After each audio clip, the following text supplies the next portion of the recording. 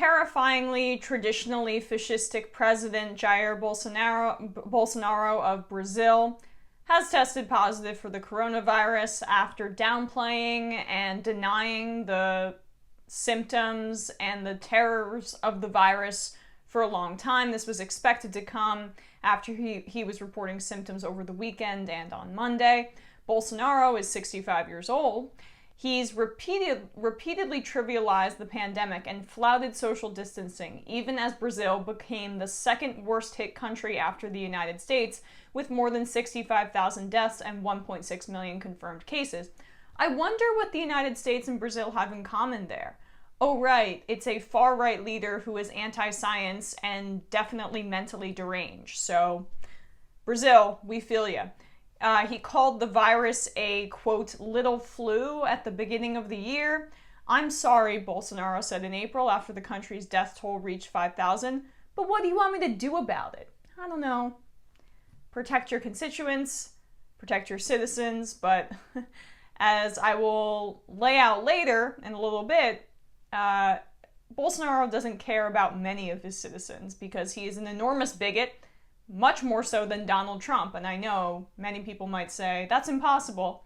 Wait till you read these quotes. In March, as COVID-19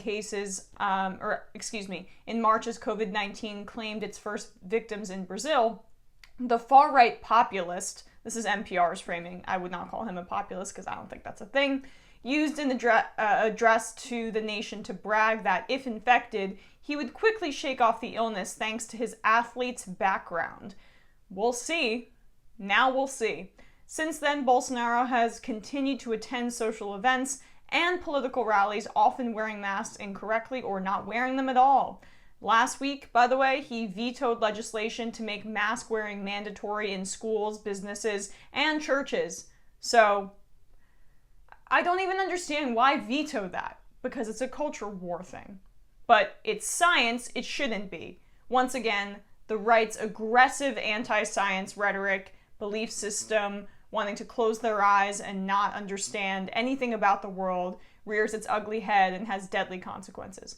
As promised, this is just an indicator of who Bolsonaro is for people who might not be familiar with the far-right leader of Brazil. He was elected after corrupt judges, including his future justice minister, Sergio Moro, who basically drummed up corruption charges against the then President Lula da Silva, who was a leftist populist who lifted millions out of poverty and was enormously popular.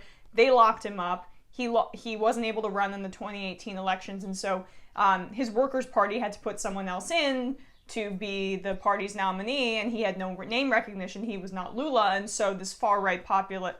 See, I fell into the trap. This far-right maniac, Bolsonaro, won the election and has been a disaster since then. So those quotes that I promised are as probably worse than you're expecting. In a speech made in 2017, Mr. Bolsonaro said about black settlements in Brazil founded by descendants of slaves, "They do nothing. They are not even good for procreation," he said.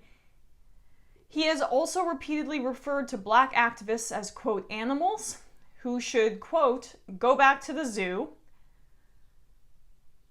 What commentary can I add to that? In 2014, Mr. Bolsonaro got into a heated exchange with Congresswoman Maria do Rosario in the lower house of Congress. "I wouldn't rape you because you don't deserve it," he said in response to remarks made by Ms. Rosario claiming he had encouraged rape. Mr. Bolsonaro later said he was not a rapist, but if he were, he would not rape de Rosario because she is ugly and not his type. In an interview with Playboy magazine in 2011, Bolsonaro said that he would, quote, be incapable of loving a homosexual son.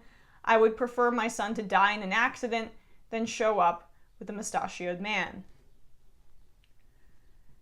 This person now has coronavirus.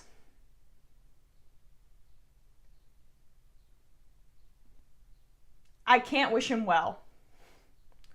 This person's way more dangerous than Donald Trump. I hope people realize that. Donald Trump has fascistic tendencies.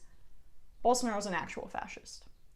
And, he's the second world leader to test positive.